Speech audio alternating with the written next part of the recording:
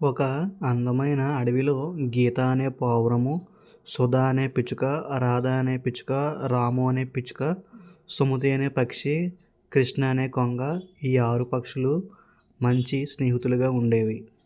ఆ పక్షుల్లో రాధ ఇలా అన్నది. మిత్రులారా, మనం ఎక్కడికైనా ఒక అందమైన ప్రదేశానికి వెళదామా? విధంగా రాధ తన మిత్రుడిని అడిగింది. రాధ అడిగిన ప్రశ్నకు కృష్ణ ఈ విధంగా జవాబిచ్చాడు. మిత్రులారా, మనం అందరం కలిసి గోవాకి వెళ్దాం. ఈ విధంగా కృష్ణ రాధ అడిగిన ప్రశ్నకు జవాబు ఇచ్చాడు. పక్షులన్నీ కలిసి సంతోషంగా గోవా ట్రిప్కి బయలుదేరాయి. అవి ఇలా అనుకున్నాయి తమలో తామే, మనం చాలా దూరం ప్రయాణించాలి, అందరూ ఎక్కడికి వెళ్ళిపోవద్దు, అందరూ కలిసి ప్రయాణిద్దామని అనుకున్నాయి. రాధా పిచ్చుక మొబైల్లో గూగుల్ మ్యాప్స్ ఆన్ చేసి లొకేషన్ పెట్టుకుని గోవాకి ప్రయాణించాయి. రాధా పిచ్చుకని తన మిత్రులు అందరూ కూడా ఫాలో అవుతూ వెళ్ళారు. పక్షులన్నీ కూడా చాలా దూరం ప్రయాణించాయి. దారిలో ఒక అందమైన నది కనిపించింది వాటికి. అవి అక్కడే ఆగి ఏమన్నా తిని వెళ్దామని నిర్ణయించుకున్నాయి. కొంగ చేపల్ని పట్టడం మొదలుపెట్టింది. కొంత సమయానికి కొంగ ఒక బుట్టెడు చేపల్ని పట్టింది తన మిత్రుల కోసం. తన మిత్రుల కోసం రాధ, కృష్ణ కలిపి చేపల కూరని రెడీ చేస్తున్నారు. రాధ, కృష్ణ కలిపి ఫైనల్గా కర్రీని ప్రిపేర్ చేసేశారు.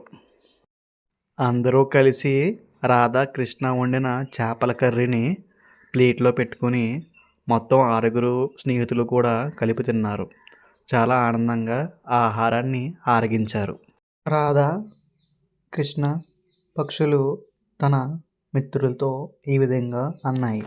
మిత్రులారా, మీరు ముందు వెళ్ళండి, మేము మన కోసం ఫ్రూట్స్ని తీసుకుని వస్తాము. ఈ విధంగా రాధ, కృష్ణ తన మిత్రులతో అన్నాయి. రాధ, కృష్ణ చెప్పినట్లుగానే సుధ, గీత, సుమిత, రాము ముందు బయలుదేరారు. గూగుల్ మ్యాప్స్ని చూసుకుంటూ ప్రయాణం సాగించారు. రాధ, కృష్ణ తమ మిత్రులతో చెప్పినట్లుగానే 2 పళ్ళు బుట్టలతో బయలుదేరాయి. సుధ, గీత, సుమిత, రాము గోవాకి చేరుకున్నారు. కొంత సమయానికి రాధ, కృష్ణ కూడా గోవాకి చేరుకున్నారు. గోవాలో తమ మిత్రులు వాళ్ళిద్దరి కోసం వెయిట్ చేస్తున్నారు. కృష్ణ తన ఫ్రెండ్స్తో ఇలా అన్నాడు. ఫ్రెండ్స్, మనం ఇప్పటివరకు ట్రావెల్ చేసి వచ్చాం కదా, చాలా ఆకలి వేస్తుంది. మనం ముందు మేము తెచ్చిన ఫ్రూట్స్ని తినేసి అప్పుడు ఎంజాయ్ చేద్దాం. ఈ విధంగా కృష్ణ తన స్నేహితులతో అన్నాడు. కృష్ణ చెప్పినట్లుగానే అందరూ కూడా ఫ్రూట్స్ తింటున్నారు. అందరూ చాలా సంతోషంగా ఫ్రూట్స్ని ఆరగించారు. సుధా పిచ్చుకేమో బీచ్లో ఆడుకుంటుంది. కొంగ పైన అలా ఎగురుతున్నాడు. సుమతి, గీత, రాము, రాధ కలిసి డ్యాన్స్ చేసుకుంటున్నారు. ఇలా అందరూ ఆనందంగా బీచ్లో గడుపుతున్నారు. అందరూ కలిసి ఒక అందమైన టెంట్ని నిర్మించుకుంటున్నారు. అందరూ లాస్ట్కి ఒక అందమైన టెంట్ని నిర్మించారు. ఆ టెంట్ చూడడానికి చాలా అందంగా ఉంది. వాళ్ళందరూ కూడా ఆ రాత్రికి అక్కడే ఉండిపోవాలని నిర్ణయించుకున్నారు. వాళ్ళందరూ కూడా సన్సెట్ని చూసి చాలా ఆనందించారు. అందరూ కూడా అలా చూస్తూ ఉండిపోయారు. వారికి ఆ క్షణం చాలా ఆనందంగా అనిపించింది.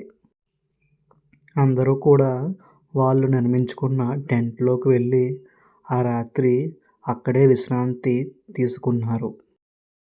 ఉదయాన్నే పక్షులన్నీ టిఫిన్ చేసి టీ తాగి చాలా ఆనందంగా ఉన్నాయి. వాడికి ఈ గోవా ట్రిప్ చాలా హాయిగా అనిపించింది. ఆ పక్షులకు ఈ టూరు ఒక మధుర జ్ఞాపకంగా మిగిలిపోయింది. పక్షులన్నీ కూడా తిరిగి తమ అడవికి వచ్చేసాయి. అవి గడిపిన క్షణాల్ని ఆలోచించుకుంటూ చాలా ఆనందంగా ఉన్నాయి. ఆగండి, నన్ను మాట్లాడనివ్వండి. ఇదండి మా గోవా టూరు. మీకు ఎలా అనిపించిందో మీ అభిప్రాయాలని కామెంట్స్లో తెలియజేయండి. మా ఛానల్ని సబ్స్క్రైబ్ చేయండి. మా వీడియోస్ని లైక్ చేయండి, షేర్ చేయండి. మంచి కథతో మేము ముందుకు వస్తాను. అంతవరకు సెలవా మరి. Bye bye friends. సబ్స్క్రైబ్ చేసుకోవడం మాత్రం మర్చిపోకండి సుమా. మా ఛానల్ నేమ్ ఇక్కడ వేసాను చూడండి.